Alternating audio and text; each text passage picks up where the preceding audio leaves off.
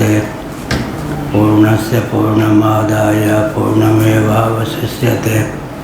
ओम शांति शांति शांति। नामापिते च मधुरं मधुरं स्वरूपं कर्मापिते च मधुरं मधुरा स्मृतिश्च बुद्धिं प्रबोधय प्रभो मधुबोधशक्तिं विद्यां प्रयच्छ परमां परिभावयामि। कोमलं कूजयन् वेणुं श्यामलोऽयं कुमारकः वेदवेद्यं परं ब्रह्म भासतां हृदये मम।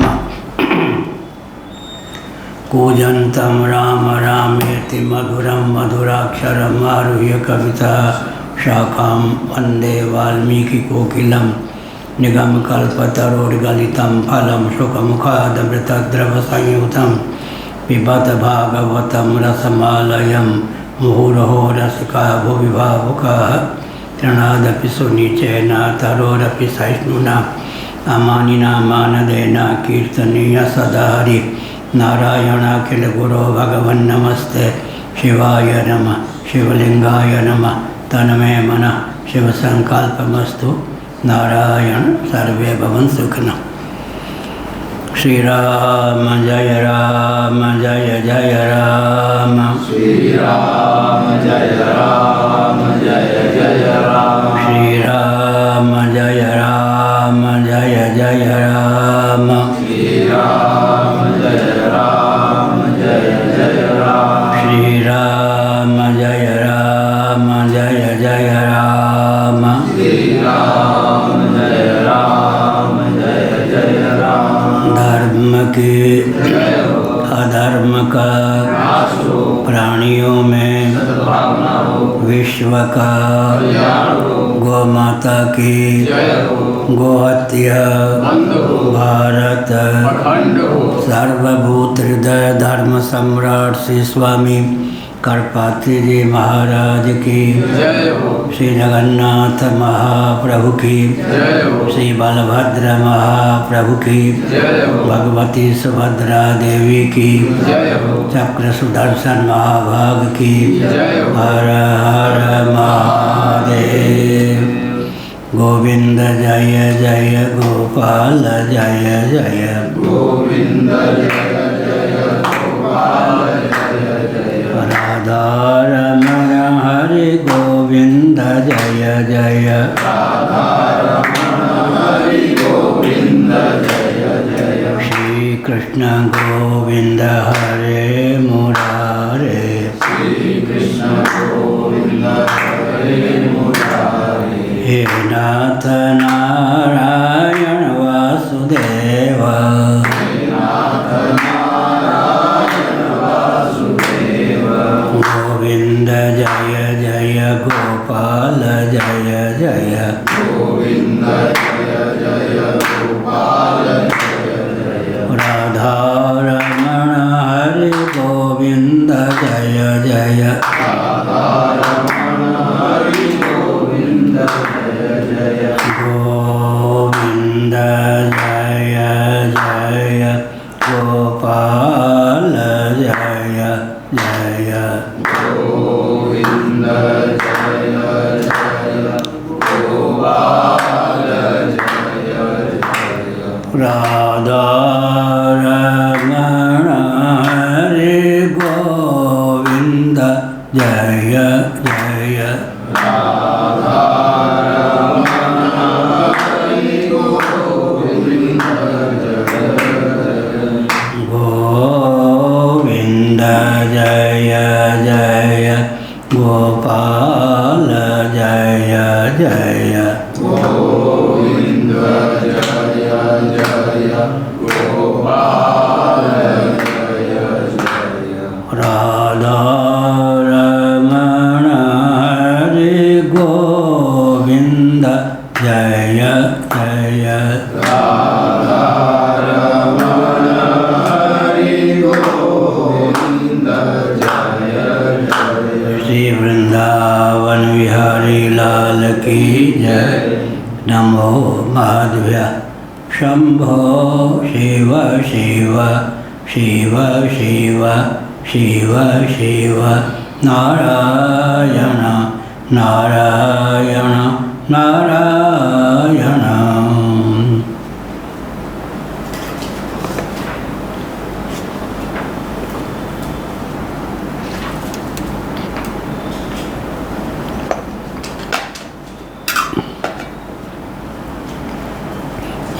कांतु आनंदगिरी अंतिम पंक्ति।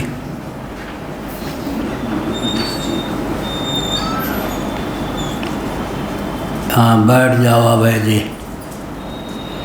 ब्रह्मणोऽन्यश्चेतनो नास्तीत्यत्र श्रुतिस्मृतिरुदाहरति। नारायण ब्रह्म के अतिरिक्त अन्य कोई चेतन नहीं है। चित धातु का नाम ही ब्रह्म है, ज्ञानम ब्रह्म।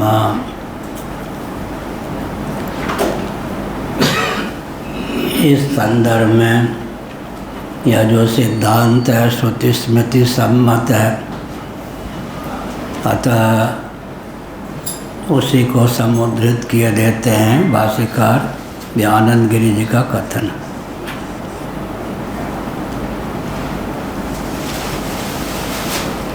स्मृतिभ्यश्च, अच्छा ये हुआ। ब्रह्मणोऽन्यो चेतनोऽपि नास्ति इत्यत्र मंत्रद्वयं पठति।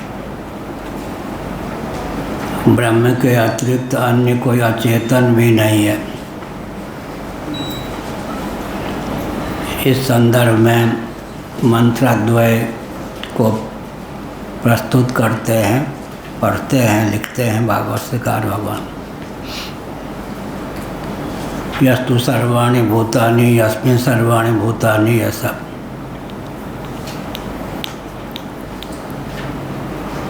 समं सर्वेषु भूतेषु अहमात्मा गुडाकेश सुनिचैव स्वपाक्य च गीता।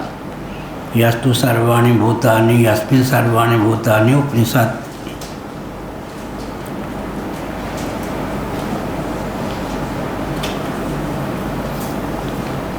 ब्रह्मणोऽन्यस्य, अच्छा, ब्रह्मणोऽन्य अचेतनोऽपि नास्ति। ब्रह्म के अतिरिक्त न कोई चेतन है न चेतन, क्योंकि वेदांत प्रस्थान में जगत का उपादान कारण और निमित्त कारण दोनों ही ब्रह्म है। इसलिए ब्रह्म ही सर्वरूप है। सर्वं खलिदं ब्रह्म आत्मैवेदं सर्वं अहमेवेदं सर्वं। यह अब यह विचित्र बात है कि अचेतन भी ब्रह्म अतिरिक्त नहीं है। चेतन अचेतन दोनों रूपा में माया के द्वार से ब्रह्म तत्व ही उल्लसित है, यह अभिप्राय है।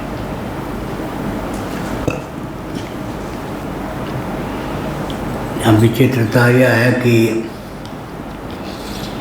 जो चित धातु परमात्मा तत्व है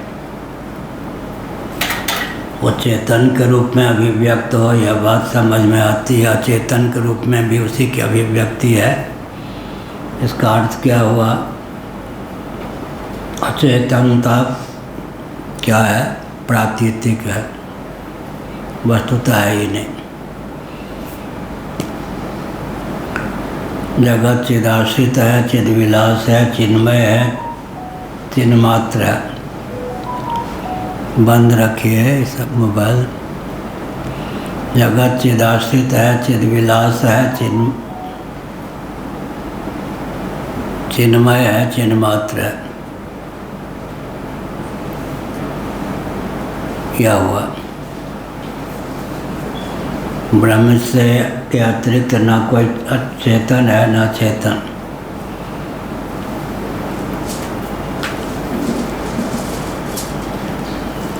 विशुद्ध सत्वात्मिका जो माया प्रकृति विद्या है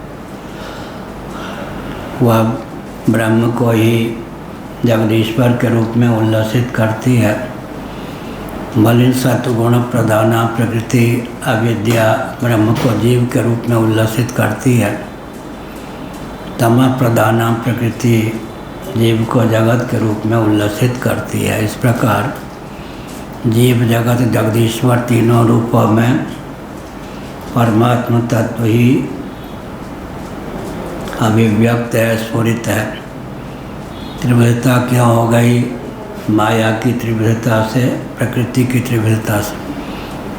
सत्व प्रधाना माया, विशुद्ध सत्व प्रधाना माया है। मलिन सत्वगुण प्रधाना अविद्या है। तमा प्रधाना है प्रकृति। तो तमोगुण के योग से जगत के रूप में, मलिन सत्वगुण के योग से जीव के रूप में, शुद्ध सत्वगुण के योग से जगदीश्वर के रूप में।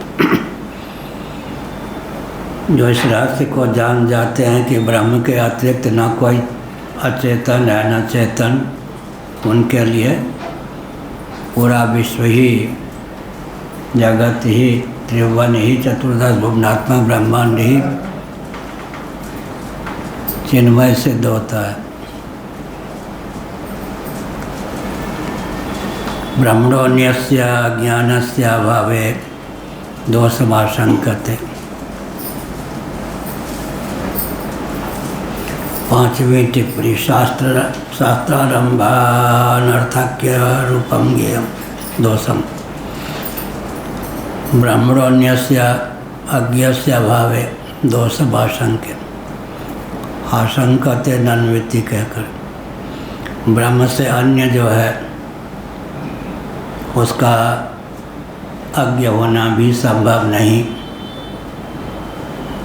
इसमें दोष की उद्भाव न करते हैं तब तो शास्त्र का आरंभ ही व्यर्थ हो जाएगा। क्या अर्थ है? अनुभव का अपलाप नहीं किया जाता है।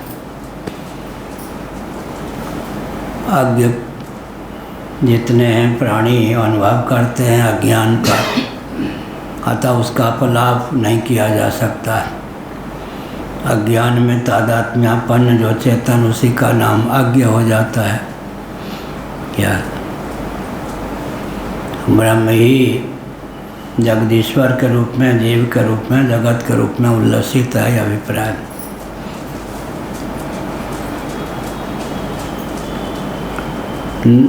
किमी क्या है? किमिदम स्याही फैली हुई। किमिदम अनर्थक्यम अवगते अनवगते व नोद्यते तत्रांगन तत्राद्यम अनंगीकरोति बाढ़मिति। इसमें अनर्थता क्या है? किमिदम अनर्थक्यम अवगते अनवगते। अगर ब्रह्म तत्व को जान लिया या नहीं जाना, इससे क्या बना क्या बिगड़ा, अभिप्राय है। यह कहा ज्ञानाधीनत्वा सिद्धि यह वस्तु स्वरूपा व अज्ञान निवृत्त यह हुआ।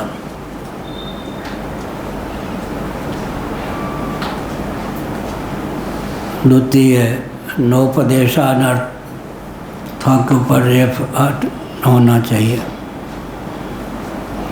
द्वितीय नोपदेशानर्थक्यम अवगमार्थत्वादिति द्रष्टव्य।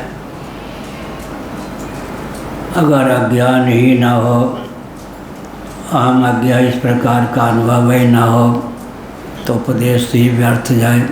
श्रोतव्य, मंतव्य, निधिध्यासव्य, निधिध्यासितव्य ब्रह्म सिद्धि न हो। इसलिए हमने एक दिन कहा था कि प्रचंड मार्तंड मंडल में तमिश्रा रात्रि की कल्पना अज्ञ कर्तृक ही है या उलूक कर्तृक ही है, इसी प्रकार से समझना चाहिए। अनुभव के बल पर अज्ञान सिद्ध है। स्वप्रकाशे कुतो विद्याताम बिना कथमावृत्ति। प्रश्न किया गया पंचदशी में, स्वप्रकाश में अविद्या कहाँ से आ गई? अविद्या ही सिद्ध नहीं होती तो आवरण कहाँ से हो गया? आवरण सिद्ध नहीं होता तो विक्षेप कहाँ से हो गया, यह अभिप्राय। विक्षेप के मूल में आवरण, आवरण के मूल में अविद्या या ज्ञान, असत्वापादक अभानापादक आवरण के दो भेद हो जाते हैं। किसी वस्तु की विद्यमानता होने पर भी प्रतीति न होना अभानापादक है, उसके अस्तित्व पर ही प्रहार कर देना, है ही नहीं होता तो दृष्टिगोचर होता, उद्भासित होता, असत्वापादक आवरण है। उपदेश तो तभी हो सकता है जब अज्ञान अनुभव का विषय हो। मैं अज्ञ हूँ, अज्ञान में तादात्म्यपन्न जीव के प्रति ही आचार्य उपदेश देते हैं, तुम संसारी नहीं हो, अज्ञान भी आरोपित ही है। इस प्रकार उपदेश वद अवगमस्यापि स्वप्रकाशे वस्तुनोपयोगो इति संकते।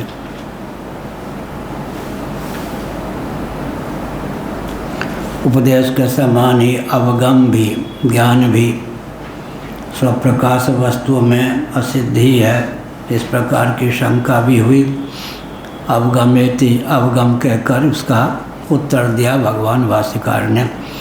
अवगमानर्थक्यम अपीति चेन्न अनवगम निवृत्ते दृष्टित्वात्। अज्ञान की निवृत्ति अनुभव सिद्ध है, अज्ञान होता ही नहीं तो उसकी निवृत्ति कहाँ से होती। अंधकार है तो उसका निवारण होता है, अंधकार ही न हो तो निवारण की बात ही कहाँ से हो।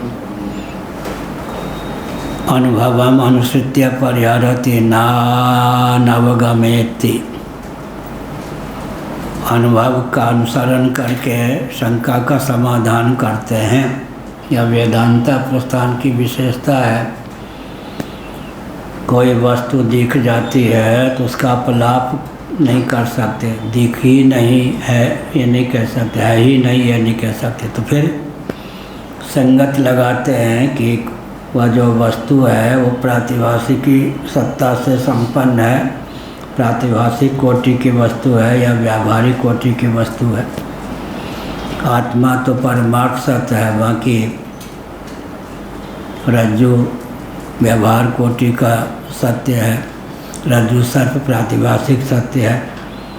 तीन सत्ता जब मानते हैं तो किसी भी वस्तु की प्रातिभासिकी सत्ता भी सिद्ध होती है, किसी वस्तु की व्यावहारिकी सत्ता होती है, किसी वस्तु की पारमार्थ की सत्ता होती है।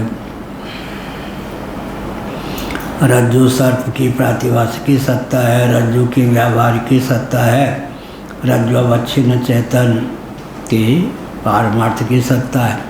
इस प्रकार से तीनों सत्ता मान्य है। सृष्टि दृष्टिवाद के अनुसार, दृष्टि सृष्टिवाद के अनुसार तो परमार्थ सत्य और प्रातिभासिक सत्य, प्रातिभासिकी सत्ता और पारमार्थ की सत्ता दो ही सत्ता मान्य है दृष्टि सृष्टिवाद के अनुसार। दृष्टिरेव सृष्टि, दृष्टिरेव सृष्टि, दृष्टि समया सृष्टि या। उसमें कहते हैं, फिर प्रश्न उठाते हैं, ये बिल्कुल प्रश्न उठा रहे हैं पादुका को प्रणाम कर रहे हैं नारायण। दृष्टि समया सृष्टि यह है, दृष्टिरेव सृष्टि ही यह। तो प्रातिभासिकी सत्ता और पारमार्थ की सत्ता दो ही सत्ता जब मानते हैं तब प्रश्न उठता है कि सुक्ति रजत और हटस्थ रजत में फिर क्या भेद हो जाएगा, यह अभिप्राय। सीपी में चांदी का विभ्रम हो जाए और सचमुच में चांदी हो, घर में दुकान में कहीं भी, या जेवर के रूप में, आभूषण के रूप में, जब दो ही सत्ता मानेंगे, प्रातिभासिकी सत्ता और पारमार्थ की सत्ता, व्यावहारिक की सत्ता नहीं मानेंगे, तब तो सुक्ति रजत भी प्रातिभासिक और हटस्थ रजत भी प्रातिभासिक तो दोनों में अंतर क्या हुआ? सुक्ति रजत सीपी में चांदी का दर्शन हुआ तो लोभी को प्रसन्नता होती है। तो कहा कि एक का स्वभाव ऐसा है, एक का स्वभाव ऐसा, स्वभावगत वैसा में मानना पड़ता है। क्या स्वभावगत वैसा में? सुक्ति रजत की अर्थक क्रियाकारिता इतने अंशों में है कि लोभी के हृदय में उसके प्रति लालच उत्पन्न हो जाए कि हथिया लो। रज्जु सर्प की भी प्रातिभाषिकी सत्ता, सर्प सचमुच के सर्प जो बिल में है उसकी भी प्रातिभाषिकी सत्ता, या दो ही सत्ता मानेंगे तो फिर क्या है? स्वभावगत वैसा में है। वैशेषिकों के यहाँ जो अर्थक क्रियाकारिता से संपन्न उसका नाम सत है, तो अर्थक क्रियाकारिता से संपन्न उसका नाम सत है। लेकिन सत में भी तारतम्य है। मृत घट भी सत है, मिट्टी भी सत है, जल भी सत है, अग्नि भी सत है, वायु भी सत है, आकाश भी सत है, आत्मा भी सत है। सत में भी तारतम्य है या नहीं? उपादेय की अपेक्षा उपादान की स्थिर सत्ता सिद्ध होती है, यह अभिप्राय। घटादि की अपेक्षा मिट्टी की अपेक्षा जल की अपेक्षा अग्नि की अपेक्षा वायु की अपेक्षा आकाश की अपेक्षा व्यक्त की अपेक्षा भी आत्मा की सत्ता सिद्ध है, अर्थात आत्म तत्व ही परम सत्य है। इसलिए पैंगी रहस्योपनिषद में कहा गया सदैव सत्यम। छांदोग्य में मृत्तिके तेव सत्यम, एकदम मृत्तिके तेव सत्यम। और छांदोग्य में पैंगी रहस्योपनिषद में कहा गया सदैव सत्यम। सत्य ही सत्य है, अन्यों में सत्यत्व जो है उपचारित है या उपचार है। वस्तुतः सदैव सत्यम पैंगी रहस्योपनिषद का वचन शंकराचार्य ने समुद्रित किया। आज कल वह उपनिषद प्राय उपलब्ध नहीं है, पैंगी रहस्योपनिषद, लेकिन शंकराचार्य ने उदाहरण दिया है सदैव सत्यम। पिछले दिनों कहा गया कि 1180 वेद की शाखाएं सिद्ध होती हैं। मुक्तिकोपनिषद के अनुसार एक शाखा को लेकर एक उपनिषद की सिद्धि होती है, तो 1180 उपनिषदें होनी चाहिए। और व्याकरण के महाभाष्य के अनुसार, सूत्र संहिता के अनुसार वेद की शाखाएं 1131 सिद्ध होती हैं। 1131 उपनिषदें हों, लेकिन सर्वसम्मत जो उपनिषदें हैं मुक्तिकोपनिषद में जिनका नाम है वे तो 108 ही हैं। पूर्वोत्तर मिला दें तो 110 120 हो जाते हैं, नहीं तो 108 ही उपनिषद हैं। बाकी उपनिषदें भी लुप्त हो गई, वेद की शाखाएं भी लुप्त हो गई।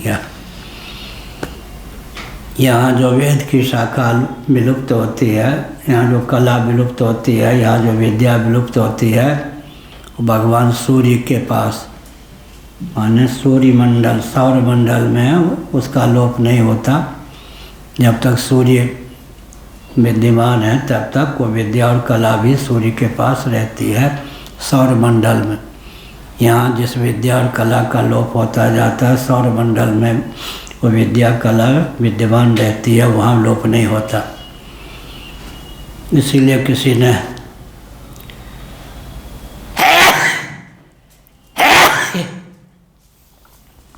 गुरु के कहने पर मैंने जो तुम्हें विद्या दी उगल दे दे मुझे, क्या देते?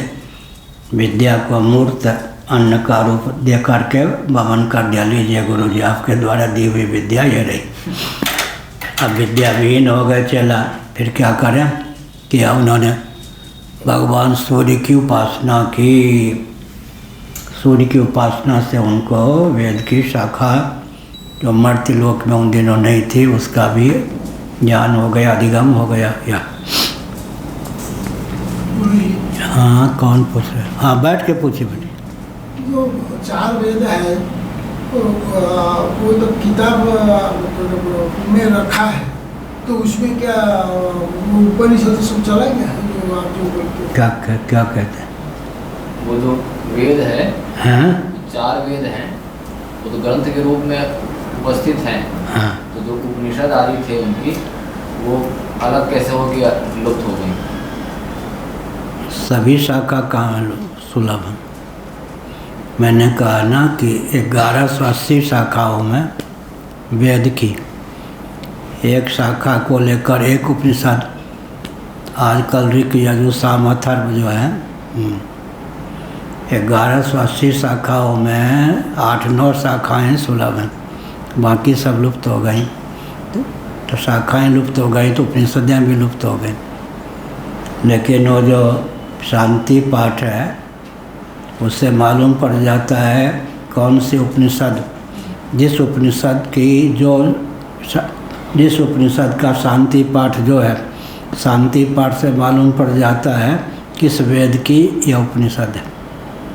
पूर्णमदा ये सब है ना, शांति पाठ के द्वारा किस वेद से संबद्ध कौन से शांति पाठ।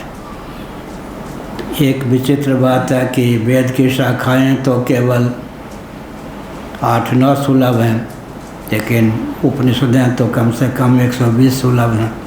उपनिषद संग्रह में अतिरिक्त भी हैं, उनको न भी माने तो मुक्तिकोपनिषद में जिन उपनिषदों का नाम है पूर्वोत्तर मिलाकर 120, नहीं तो 108 उपनिषद तो हैं। लेकिन वेद की शाखाएँ वो 108 उपनिषद होने पर भी 4 वेद से संबद्ध ही हैं। शांति पाठ के द्वारा किस वेद से संबद्ध कौन उपनिषद है ज्ञान हो जाता है।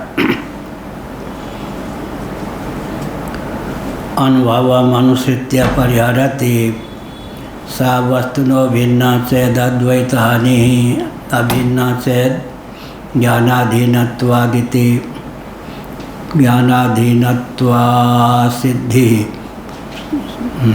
सीमती जैसे हो गए।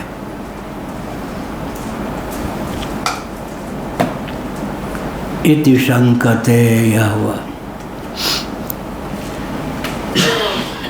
स वस्तुनः 7वीं टिप्पणी यह है, आत्मना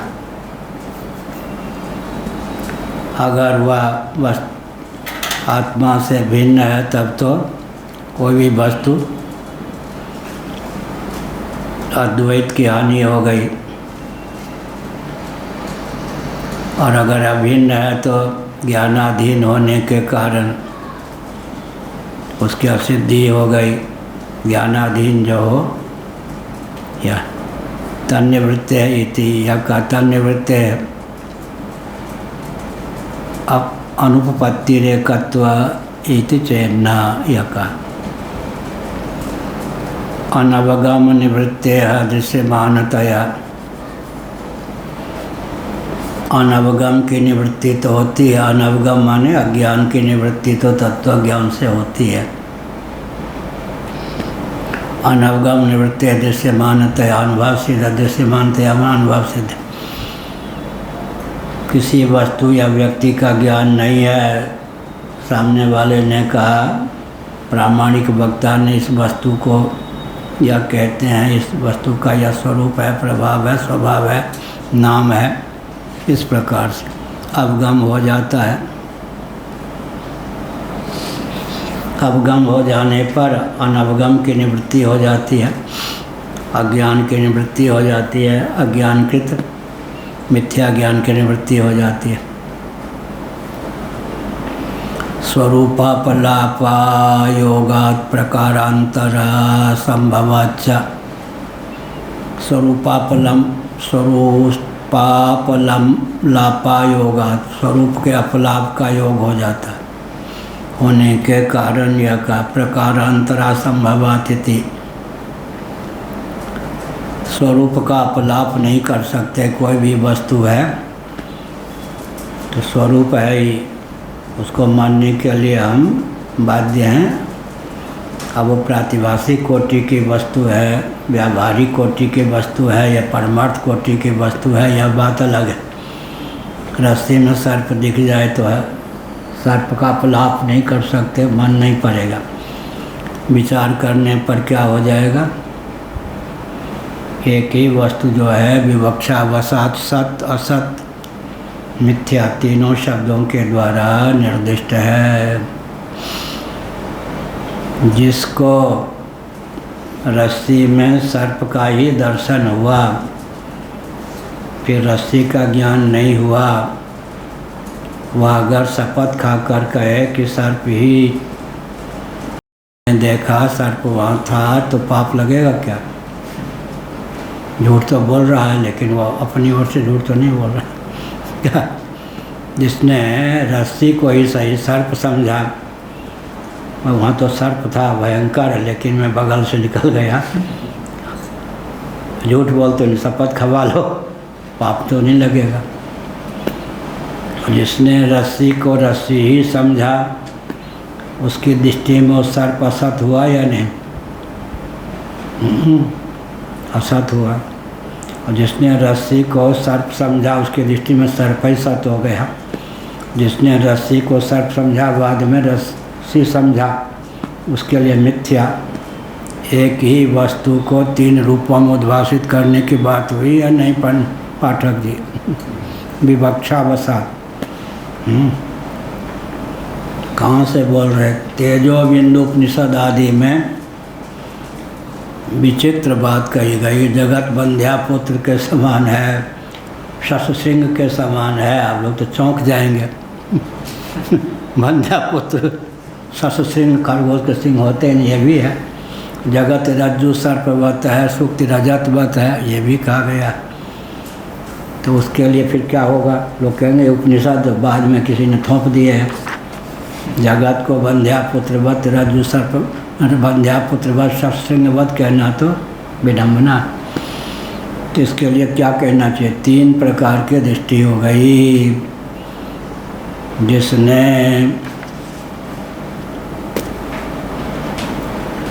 रस्सी को रस्सी ही समझा, उसके लिए सर्प असत है, यानी रज्जु सर्प असत है। और किसी ने रस्सी को सर्प ही समझा, उसके लिए सर्प ही सत है। अब दोनों शपथ खा ले, पाप किसी को नहीं लगेगा क्या? किसी ने रस्सी को रस्सी ही समझा, उसके लिए रस्सी ही सत है। किसी ने रस्सी को सर्प ही समझा, उसके लिए सर्प ही सत है। अब भूतपूर्व गति से सत्य, वर्तमान गति से असत्य। मिथ्या शब्द जो है सामंजस्य का द्योतक। क्या मिथ्या शब्द बहुत साहित्यिक है। क्या हुआ है? साहित्यिक। भूतपूर्व दृष्टि से सत्य, वर्तमान दृष्टि से असत्य, तो बीच की दृष्टि से क्या? मिथ्या। क्या हुआ? मिथ्या शब्द रोचक है ना, साहित्यिक। भूतपूर्व दृष्टि से सत्य, वर्तमान दृष्टि से असत्य, अब बीच में क्या, कौन से आ गई बात? मिथ्या। क्या हुआ? जो भगवत बात के उदाहरण दिए हैं, तो कारिका में उसमें मृग तृष्णाम भस्नाथ ख पुष्पकृत शेखर ये सबंध्यासुतो याति शस्त्रसिंह धनुर्धरा। मृग तृष्णा के जल में स्नान करके प्रातिभासिकी सत्ता मृग तृष्णा की। ख पुष्पकृत शेखर असत। ख पुष्प बने आकाश कुसुम से बने हुए मुकुट को धारण किए हुए, ये सबंध्यासुतो याति, ये भी असत है। एक मिथ्या, दो असत उदाहरण है। और आगे कह देंगे शश सिंह धनुर्धरा, खरगोश के सिंह से निर्मित धनुष को धारण करके, भी असत हो गया। मृग तृष्णाम वशिष्ठनाथा जो है, जिसके लिए मरुभूमि है, उसके लिए तो मरुभूमि सत्य है। लेकिन जिसने मरुभूमि को मिथ्या समझा, नहीं जल समझा, वो भी स्नान तो नहीं कर सकता। क्या अर्थक क्रियाकारिता? मरुस्थल को कोई जल समझता है, पानी पीने लगे तो प्यास की निवृत्ति थोड़ी होगी। तो अर्थक क्रियाकारिता वहाँ नहीं होगी। यहाँ जगत मिथ्या होने पर भी अर्थक क्रियाकारिता होगी या नहीं? पृथ्वी जल तेज वायु आकाश ये जल सब मिथ्या ही हैं, लेकिन मिथ्या वस्तु की भी अर्थक क्रियाकारिता होती है। अर्थक क्रियाकारिता बोधोत्तर भी अर्थक क्रियाकारिता जगत की। जगत को मिथ्या जान लिया फिर भी इसकी अर्थक क्रियाकारिता रहेगी। रज्जु सर्पादि की अर्थक क्रियाकारिता से जगत की अर्थक क्रियाकारिता में भेद है या नहीं? रज्जु सर्प अर्थक क्रियाकारी है, सपेरे के लिए आह्लाद उत्पन्न करने में समर्थ है और डरपोक के लिए भय उत्पन्न करने में समर्थ है या। लेकिन जगत उस ढंग का नहीं है। जगत को मिथ्या समझ लेने पर भी इसकी अर्थक क्रियाकारिता बनी रहती है। तो विचित्र ही है ना जगत क्या। जगत को रूट थोड़े जाएगा, हमको मिथ्या तुमने समझ लिया, अब अन्न कहेगा आज से तुम्हारा पेट भरना बंद, भूख की निवृत्ति बंद कर दूंगा। पानी कहे तुमने हमको मिथ्या समझ के गाली दी, तो हम आज से तुम्हारे प्यास को निवृत्त करना बंद कर देंगे, ऐसा थोड़े। तो उस मिथ्यात्व में इस मिथ्यात्व में अंतर है या नहीं? आप कहेंगे अब लो मिथ्या मिथ्या में भी अंतर, एक सुसुप्ति हो एक सुसुप्ति हो, दोनों में अंतर है। एक के गला झुक गए, एक के गला नहीं झुके दोनों की सुसुप्ति में भी अंतर सुसुप्ति में भी अंतर है, ये देखो। हाँ एक के पीछे सहारा कोई नहीं, एक के पीछे राष्ट्रीय सहारा है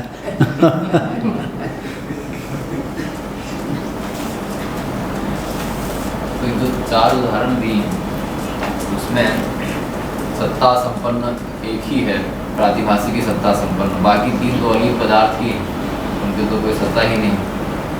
तो इसमें क्या तात्पर्य मानेंगे? एक ही बात को कहने के लिए एक प्रातिभाषिक सत्ता संपन्न और 3 अलग पदार्थ ही हैं, सहिष्णुता के लिए ही ऐसा कहा। मृग तृष्णा वशिष्णाता है, यहाँ मृग तृष्णा का दर्शन तो हो सकता है, लेकिन उसमें स्नान करके शीतलता आदि की प्राप्ति नहीं हो सकती है। मृग तृष्णा वशिष्णाता, मृग तृष्णा मिथ्या तो है, लेकिन वैसे मिथ्या नहीं है कि अर्थक क्रियाकारिता उसकी हो। दर्शन में तो हो जाएगा आह्लाद ये सब या भय। इतना विशाल मरुस्थल में को सही जल समझा, कैसे जाऊंगा, नौका नहीं, तैरना नहीं जानता। लेकिन जब बोध हो जाएगा तब अर्थक क्रियाकारिता उसकी विलुप्त हो जाएगी। जगत ऐसा मिथ्या है, बोधोत्तर भी इसकी अर्थक क्रियाकारिता बनी रहती है, क्योंकि उपादान उपादेय भाव से संबद्ध जगत। ये जो मिथ्या वस्तु हैं इनमें परस्पर उपादान उपादेय भाव नहीं होता। यहाँ उपादान उपादेय भाव है तो कार्य की अपेक्षा कारण सत्य है, कारण की अपेक्षा कार्य असत्य है, माने मिथ्या है। तो यहाँ तारतम्य घटित मिथ्यात्व है, वहाँ तारतम्य घटित मिथ्यात्व नहीं है। यहाँ कार्य कारण भाव को लेकर मिथ्यात्व प्राप्त है। कार्य कारण फिर कार्य कारणातीत परम तत्व ही सत्य है। इसके मिथ्यात्व में उन सब पदार्थों के मिथ्यात्व में अंतर हो गया। यहाँ कहेंगे उपादान की अपेक्षा उपादेय की सत्ता न्यून होती है, या न्यून सत्ता। प्रत्यक्ष आदि को भी आगम में ढालकर प्रमाण मानने वाले और ये सब वैष्णव लोग तो यही बोलते हैं कि दृष्टांत जो है व्यवहार में तो प्रातिभाषिक की सत्ता की अपेक्षा व्यवहारिक की सत्ता ही प्रतीत होती है। ऐसा है ना कि वैष्णव जो हैं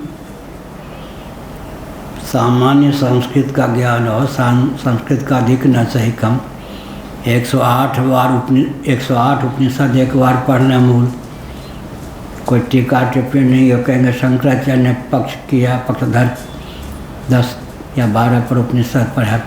108 मूल उपनिषद पढ़ के जिस निष्कर्ष पर पहुँचेंगे वही तो शंकराचार्य महाराज ने लिखा अपनी ओर से शैलीगत उदाहरणगत चमत्कृति अनुभूतिगत, लेकिन सामग्री तो सब उपनिषदों में ही है ना।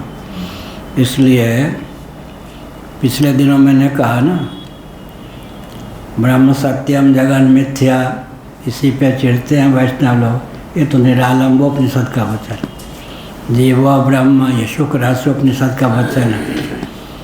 और महावाक्यों में भागत्या लक्षणा ये चिढ़ते हैं, रामानुजाचार्य जी ने लिख दिया, संभव नहीं, जघन्यावृत्ति है। शुक्र रहस्योपनिषद में चारों महावाक्यों का भागत्याग लक्षणों से अर्थ किया गया। या तो कहें कि 108 उपनिषदों का की उपलब्धि नहीं थी, ज्ञान ही नहीं था, या कहेंगे कि जानबूझकर के उन्होंने छद्म रूप धारण किया, जानते हुए भी वस्तु स्थिति को प्रकट नहीं किया, यही कहेंगे। अब दोनों ओर से गए, ज्ञान नहीं था तो गए। फिर सामंजस्य क्या है? सत्य सहिष्णुता की क्रमिक अभिव्यक्ति में इन आचार्यों का तात्पर्य है, कोई बुरे नहीं। कौन? हाँ, अच्छा पूछो। हम जब फेसबुक में रहते हैं तो भी यही देखते हैं कि जितने वैष्णव है वो शंकरों पर टिप्पणी करते हैं, और जितने शंकर वो वैष्णवों पर टिप्पणी करते हैं, जबकि नारायण के प्रिय महादेव और महादेव के प्रिय नारायण। ऐसा क्यों? फिर ये लोग ऐसे क्यों करते हैं, समझ नहीं आता। वैष्णवों पर टिप्पणी हम कहाँ करते हैं? नहीं, जैसे फेसबुक पर हम देखते हैं, जो एक पक्ष दूसरे पक्ष पर टिप्पणी करता है और दूसरा पक्ष एक पक्ष पर टिप्पणी करता है। हाँ, बहुत बढ़िया, बैठिए। पिछले दिनों आया ना भाष्य में, क्या आया? हम नहीं थे, तभी तो कह रहा हूँ। आप अपने सिद्धांत का प्रतिपादन कीजिए, आया था ना। दूसरे के पक्ष का निराकरण क्यों करते हैं? ब्रह्मसूत्र शंकर भाष्य में शंकराचार्य ने एक पक्ष स्थापित किया, आप अपने पक्ष का प्रतिपादन कीजिए, दूसरे पक्ष का निराकरण क्यों करते हैं? तो शंकराचार्य ने लिखा, सांख्य दर्शन के रचयिता या सांख्य कारिका के रचयिता इत्यादि भी तो बहुत विद्वान वाग थे, यानी उन्होंने जो तथ्य प्रकाशित किया अपनी सीमा में, मंद बुद्धि संपन्न व्यक्ति उसी के प्रति परम आस्थान्वित न हो जाए, इसलिए उनके हृदय में वस्तु स्थिति विकसित हो, इस अभिप्राय से निराकरण भी अपेक्षित है। इसलिए स्व सिद्धांत का ख्यापन ही पर्याप्त नहीं है, पर सिद्धांत का निराकरण भी अपेक्षित है। यह हुआ।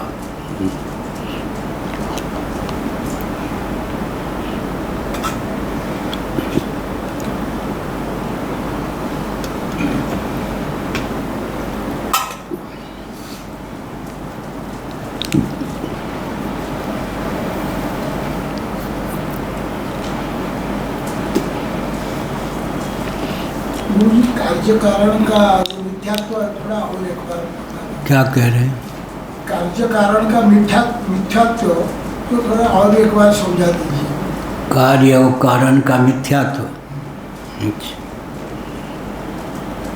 मिट्टी से निर्मित जो घट है, उसकी अपेक्षा मिट्टी आदि और अंत मध्य में रहने के कारण सत है, मिट्टी कारण है। तो मिट्टी से निर्मित घट कार्य है, कार्य उदय विलय निलय इसका पात्र होता है, बनता है, रहता है, बिगड़ भी जाता है। लेकिन गीता के अनुसार अव्यक्तादीनि भूतानि व्यक्त मध्यानि भारत, अव्यक्त निधनान्येव तत्र का परिदेवना। किसी भी वस्तु का नाश क्या है? उपादान भाव की प्राप्ति ही नाश है। उपादान के अतिरिक्त अर्थक्रियाकारिता प्रतीति का नाम ही उत्पत्ति है।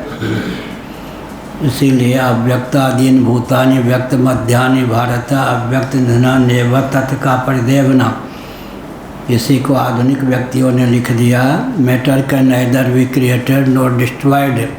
किसी भी पदार्थ की ऑल ऑफ सडन एकाएक उत्पत्ति नहीं होती, किसी भी पदार्थ का निरन्वय नाश नहीं होता। शिव शक्ति समायोगात उपनिषद में है, योग सिखोपनिषद आदि। मोदी जी ने अच्छा नाम रखा शिव शक्ति। शिव शक्ति समायोगात उपनिषद में वो वाक्य हमको मिला योग सिखोपनिषद में। तो यहाँ पर है कि परमात्मा और परमात्मा की शक्ति दोनों के योग से सृष्टि की रचना होती है। तो कार्य कारण में घट आदि की अपेक्षा मिट्टी, मिट्टी की अपेक्षा जल, उपादान कारण जब होगा सन्निकट निर्विशेष होगा। शंकराचार्य ने लिखा अपने भाष्य में, सन्निकट निर्विशेष होगा, प्रत्यक होगा, विभु होगा, स्थायी होगा। कार्य का उदय निलय विलय स्थान होगा। इसलिए तारतम्य घटित हुआ। तारतम्य घटित तारतम्य भाव। घटादि की अपेक्षा मिट्टी, मिट्टी की अपेक्षा जल, जल की अपेक्षा अग्नि, अग्नि की अपेक्षा वायु, वायु की अपेक्षा आकाश, आकाश की अपेक्षा अव्यक्त, अव्यक्त की अपेक्षा आत्म तत्व सत्य है। आत्म तत्व परम सत्य है। समझ भी जाते हैं। योग निद्रा में रहते कारण के मिथ्यात्व जो कारण का मिथ्या दो ढंग से होता है। कारण संज्ञा का मिथ्यात्व। क्या शंकराचार्य ने लिखा, कारण का मिथ्यात्व का अर्थ होता है कार्य की अपेक्षा किसी वस्तु का नाम कारण है ना। कारण का मिथ्यात्व नहीं। शंकराचार्य ने लिखा कारण संज्ञा का मिथ्यात्व। उदाहरण के लिए पुत्र है तो किसी व्यक्ति की पिता संज्ञा है। पुत्र समाप्त तो पिता संज्ञा समाप्त है, पिता का लोप हो गया। व्यक्ति का लोप नहीं हुआ, पितृ संज्ञा का लोप हुआ। तो शंकराचार्य ने बहुत संभाल के, अब उधर नहीं ध्यान जाता लोगों को। कार्य कारणता मिथ्या जब कहते हैं तो कारण संज्ञा मिथ्या या कारण ही मिथ्या। कारण संज्ञा मिथ्या यह है। कार्य की अपेक्षा किसी वस्तु की कारण या किसी व्यक्ति की कारण संज्ञा है। कार्य के न रहने पर उस वस्तु या व्यक्ति का विलोप मानेंगे या उसकी कारण संज्ञा का विलोप मानेंगे। संज्ञा का विलोप, लोग संज्ञा का विलोप न करके वस्तु या व्यक्ति का ही विलोप मान लेते। शंकराचार्य ने लिखा संज्ञा का विलोप होगा। ये बढ़िया है ना। जो कारण जो है निमित्त होने के कारण, तो उसका जो निमित्त भाव है उसका अपलाप कर देंगे और जो विवर्तोपादान के रूप में जो है उसको तो मिथ्या नहीं या उसका निराकरण तो नहीं करेंगे ना, क्योंकि वही तो फिर नहीं तो फिर जगदांत प्रसक्ति हो जाएगी। क्या हुआ उदाहरण? जैसे कि मिथ्यात्व जो कारण का संज्ञा को मिथ्या मान लिया तो निमित्त भाव था उसका, निमित्त उसका अपलाप कर देंगे तो फिर जो है वो कारणातीत की ओर ले जाने। उपादान का अर्थ क्या हुआ? उपादेय की, उपादेय माने उपादान कारण से निर्मित कार्य। उपादान कारण से निर्मित कार्य की उपादान रूपता की संप्राप्ति ही तो है ना मिथ्या। क्या कारण भावापति। अव्यक्त निधनान्येव का क्या कहा? अव्यक्तादीनि भूतानि व्यक्त मध्यानि भारत अव्यक्त निधनान्येव। अव्यक्त निधनान्येव का अर्थ क्या हुआ? किसी भी व्यक्त कार्य की अव्यक्त भावापत्ति का नाम ही तो उसका नाश हुआ ना। तो नाश का अर्थ क्या हुआ? बौद्धों के यहाँ तो सत्ता का अपलाप हो जाएगा, हमारे यहाँ तो स्थिर सत्ता की प्राप्ति होगी। स्थिर सत्ता की प्राप्ति होगी। जल तरंग को कब तक संभाल के रखेंगे? जल रूप से समझ लेंगे तो बुद्ध की अपेक्षा तरंग सत्य है, तरंग की अपेक्षा जल सत्य है। जल तरंग के मिथ्यात्व का अर्थ है जल तरंग को जल रूप से जीवन प्रदान करना। तो हमारे यहाँ जो है सत्ता का अपलाप नहीं है। किसी भी वस्तु को मिथ्या कहने का अर्थ है अधिकरण, अधिष्ठान या उपादान रूप से उसको स्थिर जीवन प्रदान करना यह अर्थ। और अभी जो हमने कहा कि अर्थक क्रियाकारिता रज्जु सर्प नायम सर्पो रज्जुरियम, या सर्प नहीं है या रस्सी है। तो रस्सी का ज्ञान हो जाने पर फिर सर्प की अर्थक क्रियाकारिता विलुप्त हो जाएगी। कौन? तो सपेरा है, उसको प्रसन्न नहीं करेगा सर्प, और डरपोक को डरा नहीं सकता सर्प। भय आह्लाद दोनों ने उत्पन्न करेगा सर्प। लेकिन यहाँ वैसा नहीं है। यहाँ जगत को मिथ्या समझ लेने पर भी इसकी अर्थक क्रियाकारिता यथावत बनी रहती है। जगत रूठ जाता, हमको मिथ्या कहा, हम इसलिए आज से इसका पेट भरना बंद, पानी प्यास बचाना बंद, गर्मी दूर करना बंद, सर्दी दूर करना बंद, ये नहीं। तो ये हमारे यहाँ इसलिए कार्य की न्यून सत्ता होती है। हमारे पूज्य गुरुदेव का शब्द है, उसकी अपेक्षा कारण की अधिक सत्ता होती है, ठोस सत्ता। अंत में सदैव सत्यम, अन्यों में सत्यत उपचरित है। यह परमात्मा तत्व की विद्यमानता के कारण ही अन्यों में सत्यत्व परिलक्षित है, अर्थात क्रियाकारिता संभव है।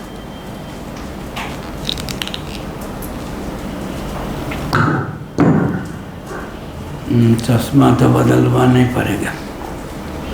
अब कहाँ था? हाँ,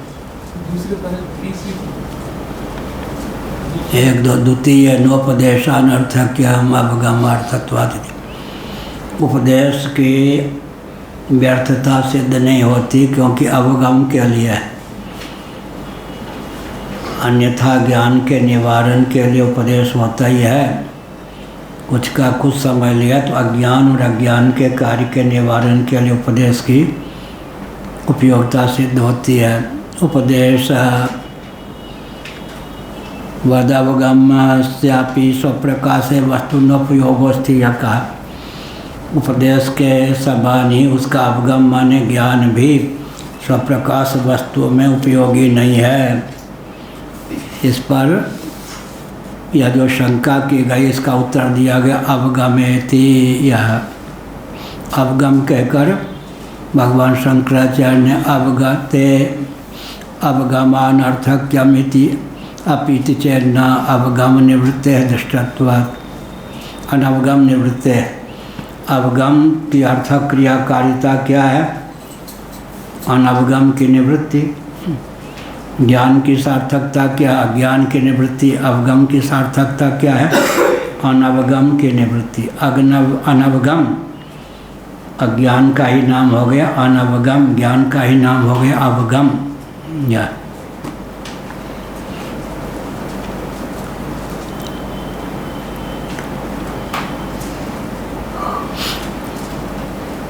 वो बचपन में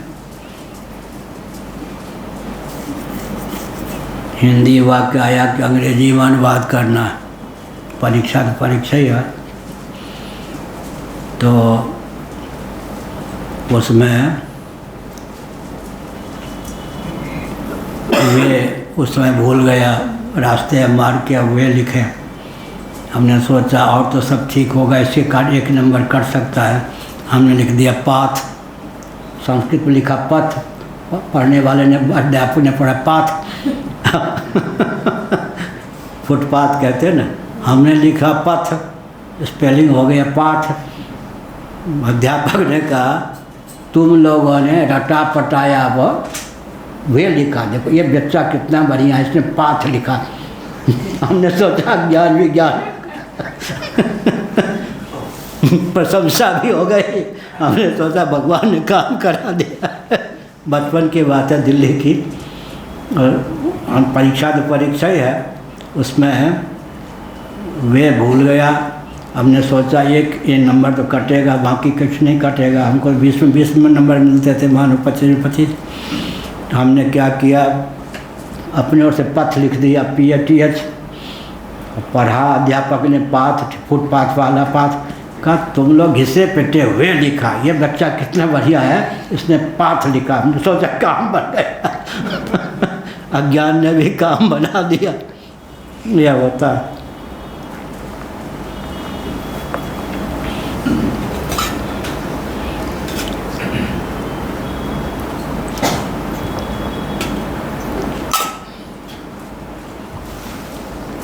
सब भगवान क्या करते हैं, ज्ञान विज्ञान देते हैं। अब कोई चीज़ गणित में हमको लिखना है, क्या लिखूं? उपनिषद के गुटका है ना, यूँ खोल लेता हूँ, वहाँ तो गणित नहीं है, दर्शन की कोई पंक्ति मिल जाती है, उसी से गणित मिल जाता है। सब तो हम उपनिषद को ही गणित में ढाल रहे हैं। अब अष्टोत्तर सब उपनिषद के गुटका रखते हैं। अब कोई बात नहीं आनी चाहिए, रोज़ ही नहीं आनी चाहिए। यहाँ खोला, जो पेज खुल गया भगवान का स्मरण करके, उसमें जो दार्शनिक पंक्ति होती है उसी से हमको गणित का ज्ञान प्राप्त हो जाता है। इसको हम अपनी देन माने या भगवान की देन? भगवान की देन माने। इसलिए अनुभवम अनुसृत्य परिहरति नानवगमयति। यह जैसे शून्य को ही नारायण, शून्य के बारे में क्या क्या निकला? शून्य अभावार्थक होता है, शून्यागार जब कहेंगे तब।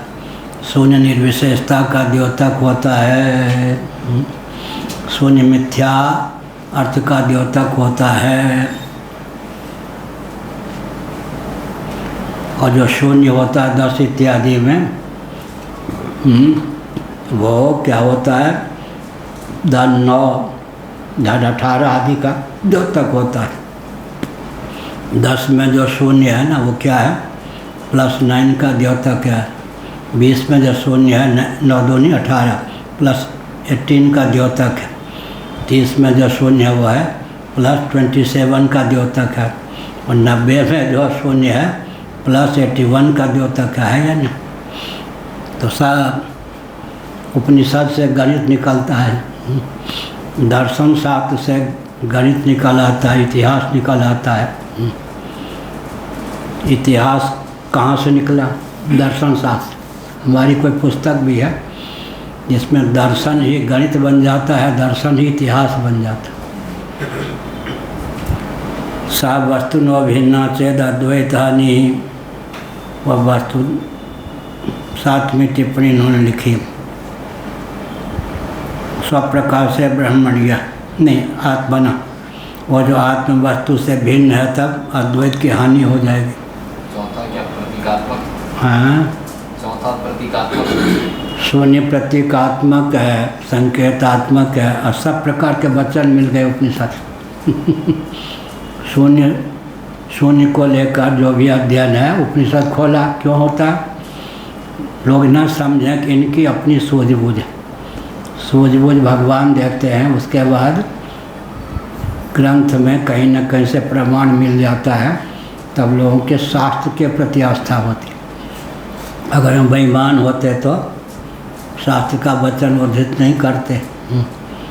जैसे ये चंद्रमा के परिधि आदि का दे दिया हमने महाभारत से, अगर वो महाभारत का नाम नहीं लेते, लोग कहते वाह कितने बड़े वैज्ञानिक यहीं से ज्ञान हो गया उनको कि चंद्रमा की परिधि कितनी है, मोटाई कितनी है ना। गुरु ग्रंथ गोविंद को श्रेय देंगे तो अपने को श्रेय मिलेगा। गुरु ग्रंथ गोविंद को जो श्रेय जाना चाहिए अपने ऊपर लेंगे, अहंकारी हो जाएंगे, देवता लोग फेंक देंगे। सा वस्तु नो भिन्ना चेद अद्वैत हानि, यह हुआ जो भी वस्तु है आत्मा से अगर भिन्न है कोई वस्तु तो क्या है? अद्वैत की हानि हो जाएगी। अभिन्ना चेद ज्ञानाधीनत्वात् सिद्धि, ज्ञानाधीनत्वा क्या है? त्वा सिद्धि, ज्ञानाधीनत्व असिद्धि हो जाएगी। यह कहा अभिन्न है तो नहीं, तन निवृत्ति इति, यह निवारक होता, तन निवृत्ति है। अपि अनुपत्ति एकत्व इति चेन्ना, अनवगम निवृत्ति। ज्ञान की उपयोगिता क्या है? ज्ञान जो होता है वो कारक नहीं होता, ज्ञापक होता है ज्ञान, कारक नहीं होता। लेकिन एक ही ज्ञापक कारकता ज्ञान में है जो सब काम बना दे। क्या कहा? ज्ञान जो है वो ज्ञापक होता है, कारक नहीं होता। पादुका की आराधना कर रहे हैं। ज्ञान जो होता है वो ज्ञापक होता है, कारक नहीं होता। लेकिन ज्ञान में एक ही कारकता होती है। अज्ञान और अज्ञानकृत मिथ्या ज्ञान की अपनोदकता ज्ञान में एक कारकता है, बाकी कारकता ज्ञान में नहीं है। एक ही कारक से सब काम बन गया।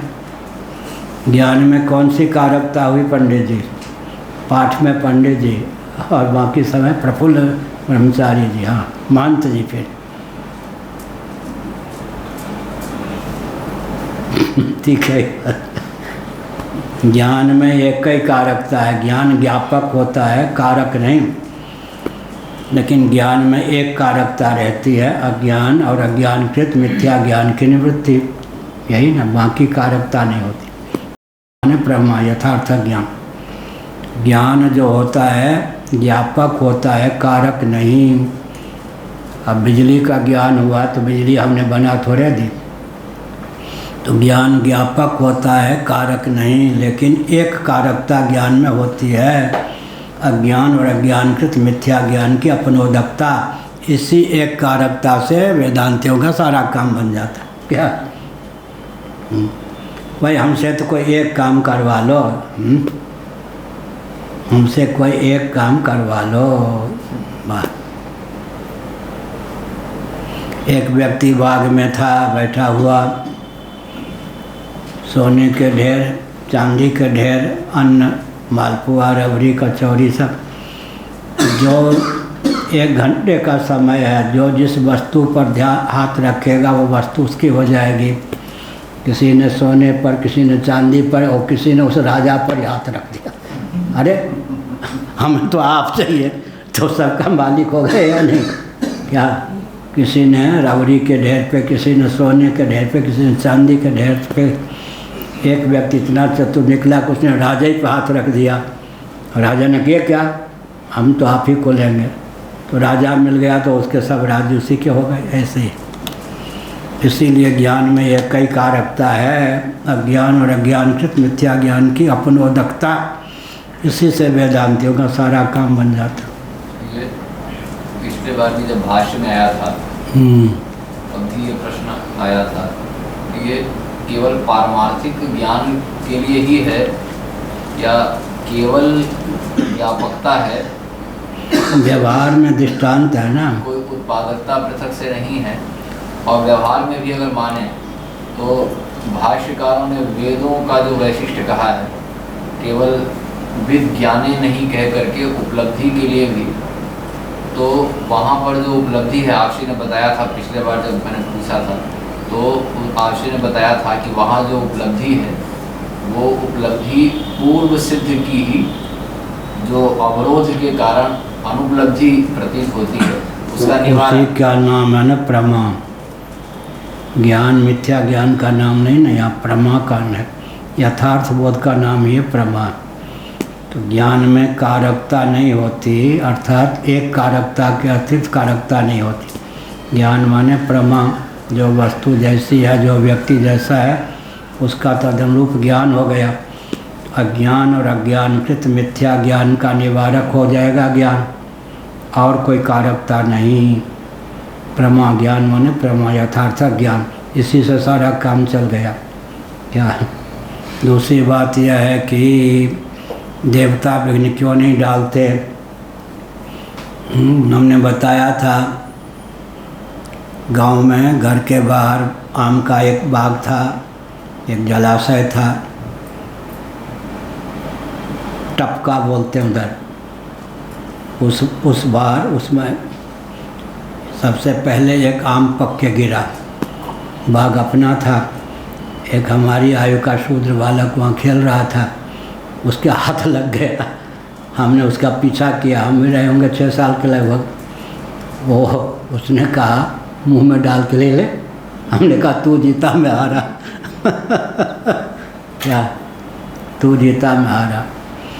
ऐसे ही ज्ञान में एक ही कारकता है। कौन सी?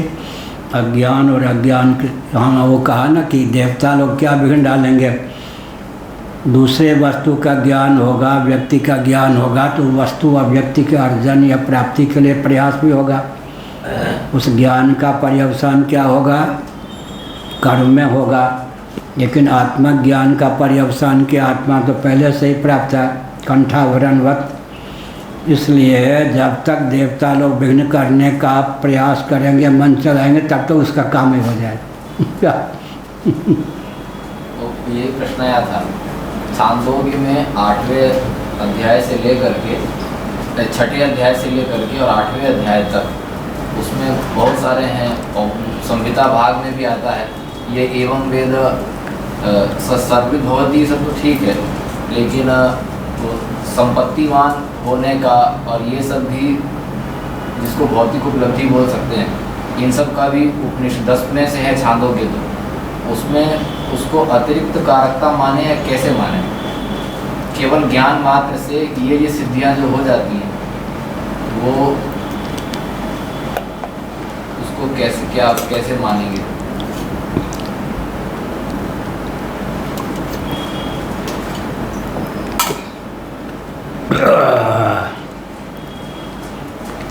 जो स्वयं को वैश्वानर जान लेगा, समष्टि विश्व, उस ज्ञान का फल उसे क्या प्राप्त होगा? और जो स्वयं को हिरण्यगर्भ जान लेगा, स्वयं को ईश्वर जान लेगा, स्वयं को तुरीय जान लेगा, तो ज्ञान मात्र से सर्वरूपता हो गई है ना, पहले से ही सिद्ध है ना, बनाना थोड़े पड़ेगा। विस्मृत कंठाभरणवत पहले से ही सिद्ध जो वस्तु है उसका तो ज्ञान मात्र से ही उसकी सिद्धि हो जाती है। जो वस्तु पहले से सिद्ध नहीं है उसके लिए ज्ञान इच्छा और क्रिया की अपेक्षा रखेगा। जो वस्तु पहले से सिद्ध है, असिद्ध को तो है नहीं, सिद्ध है, केवल अज्ञान का अपनोदन करने से ही काम बन जाएगा या नहीं। इसीलिए यहाँ पर ज्ञान में इतर कारकता न होने पर भी, ज्ञान माने प्रमा माने यथार्थ ज्ञान, ज्ञान में इतर कारकता न होने पर भी एक कारकता है, अज्ञान और अज्ञानकृत मिथ्या ज्ञान की अपनोदकता रूप कारकता है, उसी से सारा काम बन गया। दूसरी बात है कि देवता लोग विघ्न डालना तब चाहेंगे, हमसे भी ऊपर पहुंच जाएगा। जब तक देवता कमर कसेंगे तब तक तो उसका काम हो गया क्योंकि पहले से ब्रह्मरूप था ही, ज्ञान मात्र से ब्रह्मरूपता की स्फूर्ति हो गई।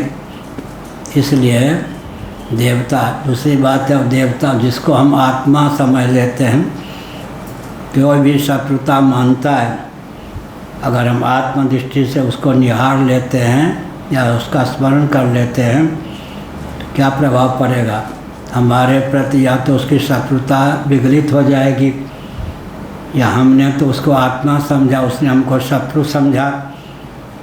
उस अपने अज्ञान के कारण क्या होगा, उसका नाश हो जाएगा, अलग से वार करने की आवश्यकता नहीं होगी, ज्ञान से लाभ हुआ ही नहीं।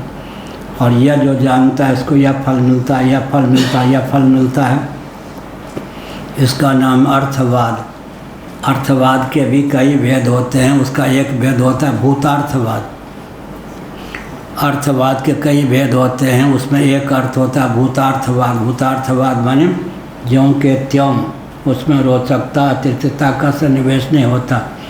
भूतार्थवाद जो होता है ज्यों के त्यों, जैसा महात्म लिखा गया वैसा ही महात्म, जैसे अहिंसा प्रतिष्ठायाम तत्सन्निधौ वैरत्यागः, अहिंसा की प्रतिष्ठा होगी तो उस अहिंसक की विद्यमानता से उसके प्रति हिंसा की भावना लोग क्या रखेंगे, आपस में जो शेर और बकरे को भी एक घाट में पानी पिएंगे। तो अहिंसा की प्रतिष्ठा, लाभ क्या हुआ, अपना लाभ तो हुआ ही, उस व्यक्ति की उपस्थिति मात्र से वातावरण को भी लाभ पहुँचा या नहीं।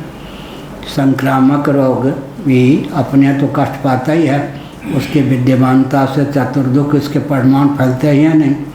भगवान सूर्य तो हैं ही, लेकिन उनकी रश्मि मर्त्य लोग तक पहुंचती है या नहीं। ऐसे ही इन सब ज्ञान विज्ञान से लाभ क्या होता है, जहाँ पांडव होंगे, समझ लो भीष्म जी ने कहा, दुर्योधन ने भीष्म पितामह के दिव्यता का उपयोग करके पांडवों को कष्ट देने का अभियान चलाया। आप तो ज्योतिषी हैं, सर्वज्ञ हैं, पितामह बताइए आजकल पांडव अज्ञातवास में कहाँ होंगे। भीष्म जी ने सोचा कि देखो ये रोटी महंगी कितनी पड़ रही है। कहा हाँ ठीक है, सीधे तो नहीं बताऊंगा, ज्योतिष के आधार पर बता देता हूँ। पांडव जहाँ होंगे उस क्षेत्र में ऐसा वातावरण होगा, ऐसा वातावरण होगा, ऐसा वातावरण होगा। इसी प्रकार से विश्व की वैश्वानर रूपता को जानेगा, ये भूतार्थवाद है। उसको ऐसे तेजस की रणगर्भ रूपता को, अपराज्ञ की विश्व रूपता, तुरी की ब्रह्म रूपता को जानेगा, यह फल मिलेगा, यह फल मिलेगा। दूसरी बात है कि जितनी विभूति है उतनी ही नहीं है। अमुक ज्ञान वाला व्यक्ति जो है, उसके ज्ञान के प्रभाव से जो विभूति भूमंडल में नहीं है या चतुर्दश भुवनात्मक ब्रह्मांड में नहीं है, उस विभूति की उस ज्ञान के बल पर संरचना भी हो जाती है, उसे उसकी प्राप्ति भी हो जाती है। जैसे कि अस्तेय की प्रतिष्ठा से सब प्रकार के रत्न की उपलब्धि हो जाएगी। या तो वो ज्ञान के द्वारा ही जो वस्तु संसार में उपलब्ध नहीं है, वो ज्ञान निष्ठा जो है उस वस्तु का उत्पादन करने में भी समर्थ, इतनी कारकता ज्ञान में भी है। ये सब हुआ।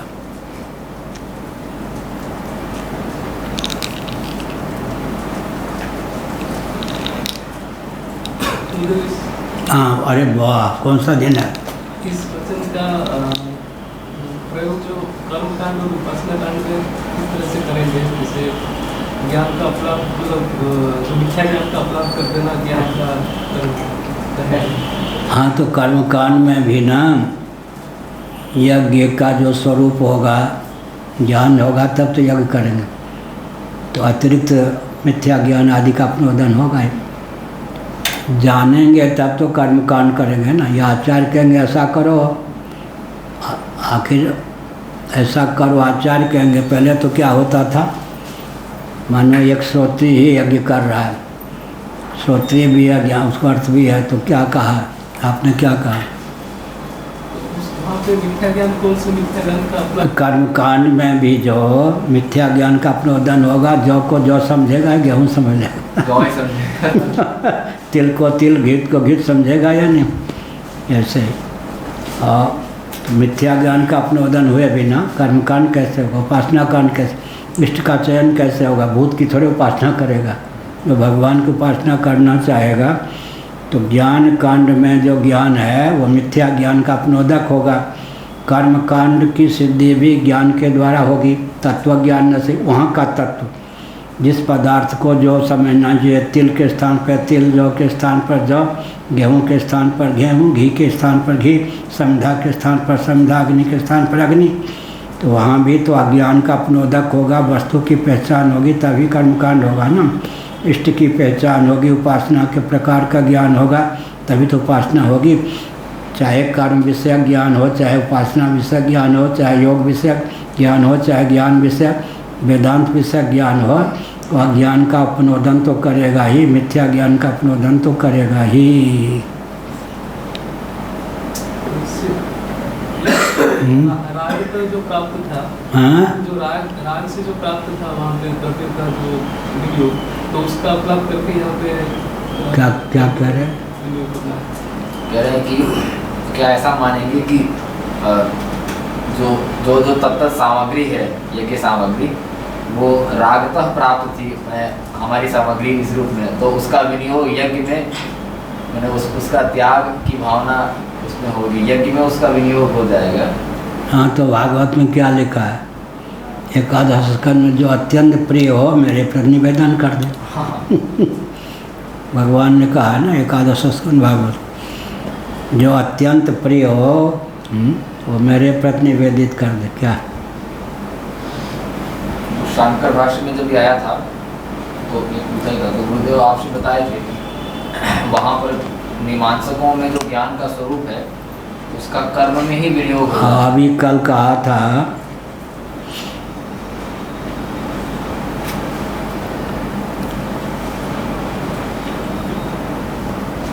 कि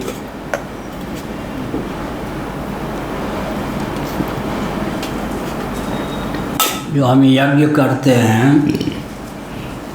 देवता के निमित्त करते हैं, अपने भावी शरीर के उपादान की संरचना करते हैं या नहीं? हाँ। क्या जो हम यज्ञ करते हैं, सामान सामग्री का निक्षेप करते हैं, देवता के निमित्त करते हैं, लेकिन वो प्राप्त किसको होगा? द्रव्य सूक्ष्म विपाकात्मक शब्द का प्रयोग हुआ है नहीं भागवत के सप्तम स्कंद में। बहुत ऊंची बात है। देवता पे हम अनुग्रह क्या करते हैं? देवता के निमित्त जो हवन सामग्री हम, वो जो द्रव्य है उसका सूक्ष्म अंश जब हम देहत्याग करेंगे, तत्वज्ञ न हो और देहत्याग करें, वो जो सामग्री का सूक्ष्म अंश है उसी से उसका ऊर्ध्वगमन के अनुकूल शरीर बनेगा। तो हम देवता को निमित्त देवता को देते हैं का अर्थ क्या है? अपने शरीर के उपादान की संरचना करते हैं, भविष्यत गति से अपने ही शरीर के उपादान की संरचना करते हैं। वो हमारा शरीर क्या होगा? द्रव्य सूक्ष्म विपाकात्मक होगा। विपाक माने फल, अर्थात हवनीय सामग्री का जो अग्नि के द्वार से सूक्ष्म स्वरूप बनेगा, कालांतर में वही जो सूक्ष्म स्वरूप पंचभूतों का होगा, हवनीय सामग्री का होगा, उसी से हमारा ऊर्ध्वगमन के अनुकूल शरीर बनेगा। अर्थात देवता के व्यास से हम अपने शरीर के उपादान को ही तैयार कर रहे हैं। हुआ है? कितनी ऊंची बात। गुरु जी, वो हम देवता को निमित्त न करके परमात्मा निर्गुण निराकार को अर्पित करेंगे तो क्या कह रहे? अगर आहुति निर्गुण निराकार को अर्पित करेंगे, निर्गुण निराकार, हाँ, तो उसका क्या होगा? आहुति का निर्गुण निराकार की क्या होगा? सगुण निराकार होकर ग्रहण कर लेंगे। निर्गुण निराकार उनको होने में कितना विलम्ब लगेगा? नहीं, हमको क्या वो जो कर्म का फल क्या मिलेगा? फल क्या? पहली बात है कि निर्गुण निराकार का ज्ञान हुए बिना उनको अर्पण करेंगे क्या? तो ज्ञान तो पहले हो गया। क्या देवता इतना प्रश्न उन्होंने क्या किया? जो देवता तत्त देवता के लिए आहुति देते हैं, इंद्राय स्वाहा इत्यादि, जैसे निर्गुण निराकार ब्रह्म के लिए करेंगे तो तत्त देवताओं के लिए तो द्रव्य सूक्ष्म विभाग होता है। इंद्र माया भी पुरूपीयते, एक परमात्मा ही माया योग से इंद्रादि देवताओं के रूप में उल्लसित हैं। परम देव परमात्मा ही हैं, इसलिए यजन्त्य विधि पूर्वकम। गीता में अविधि का अर्थ हो गया अज्ञान। शास्त्र सम्मत विधि का आप पालन करने पर भी गीता में अविधि शब्द का प्रयोग हुआ है अज्ञान के अर्थ में। यहाँ पर यह शास्त्र विधि मुत्सृज्य में विधि का अर्थ विधि है और यहाँ पर अविधि का अर्थ अज्ञान हो गया। विधि माने ज्ञान, अविधि माने अज्ञान। यजन्ति अविधि पूर्वकम, जो अन्य देवता इंद्र को इंद्र, वरुण को वरुण, कुबेर को कुबेर समझ करके उनको हवनी सामग्री निवेदित करते हैं, उनको यह नहीं मालूम कि इन सब देवताओं के रूप में अंतर्यामी परमात्मा ही अभिव्यक्त हैं। अविधि पूर्वक अर्थात इस रहस्य को न जान करके कर्मकांड सम्मत विधि का अनुपालन करने पर भी इस रहस्य का ज्ञान न होने के कारण अविधि पूर्वक यजन करते हैं। तो तत्त देवताओं के द्वार से मैं ही उनका योगक्षेम वहन करता हूँ, कोट में रहकर। क्या पीछे रहकर। देवताओं में कहाँ से शक्ति आएगी? मेरी दी हुई होगी। तत्त देवता के व्यास से योगक्षेम में वहन मैं ही करता हूँ, लेकिन वो समझते हैं इंद्र की कृपा से काम बना, वरुण की कृपा से काम बना। यह सब यजन्त्य विधि पूर्वकम, ये प्यन्य देवता भक्ता यजन्ते माम उपासते। फिर अंत में यजन्ति अविधि पूर्वकम। अविधि का अर्थ यहाँ पर शास्त्र सम्मत अविधि नहीं, शास्त्र सम्मत विधि का पालन करते हुए भी इस रहस्य का ज्ञान न होना अविधि माने यहाँ पर अज्ञान हो गया। अर्थात तत्व निर्णय न होने के कारण मैं ही सब देवताओं के रूप में अभिव्यक्त हूँ, इसलिए सर्वे वेदा यत् पद्मा मनन्ति आदि हो गया।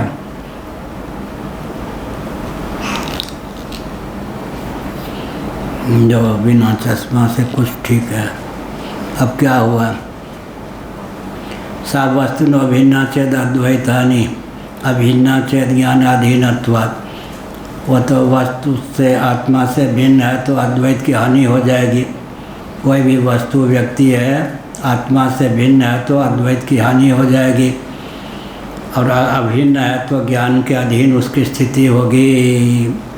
तन्निवृत्ते है, इस शंका का अपनोदन करते हुए भगवान भाष्यकार ने कहा तन्निवृत्ते है, यह हुआ।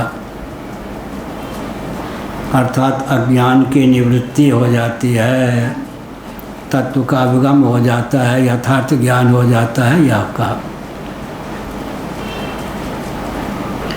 अवगमानर्थक्यम इप अपीति न अवगम निवृत्त अनवगम निवृत्ते है दृष्टत्वात्। किसी भी वस्तु का अनवगम माने अज्ञान तो ज्ञान से निवृत्त होता ही है। इतनी अर्थक क्रियाकारिता तो ज्ञान में है ही। इतर अर्थक क्रियाकारिता ज्ञान में न होने पर भी इतनी अर्थक क्रियाकारिता तो व्यावहारिक धरातल पर भी ज्ञान में है।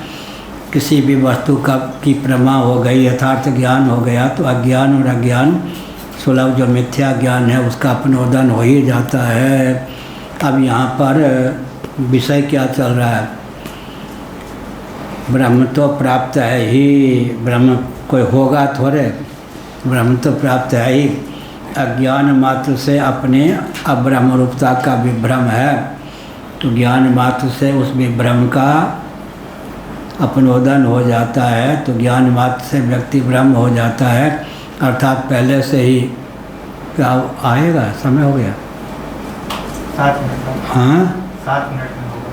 7 मिनट में तो मुझे भी आने में लगेगा। पहले हम लोग विद्यालय में 10 मिनट का अर्थ है कि टट्टी का बेग लग गया। गुरुजी 5 मिनट, ये थोड़े 5 मिनट माने लक्षणका का बेग लग गया। कितना बढ़िया। किसी के मन में विकृति न उत्पन्न हो, मैथिली में क्या बोलते हैं? नदी दिश जाए, मल त्याग करने के लिए नदी दिश जाए। नदी दिश माने नदी की ओर जा रहा है, ताकि मन में कोई विकृति ना आवे।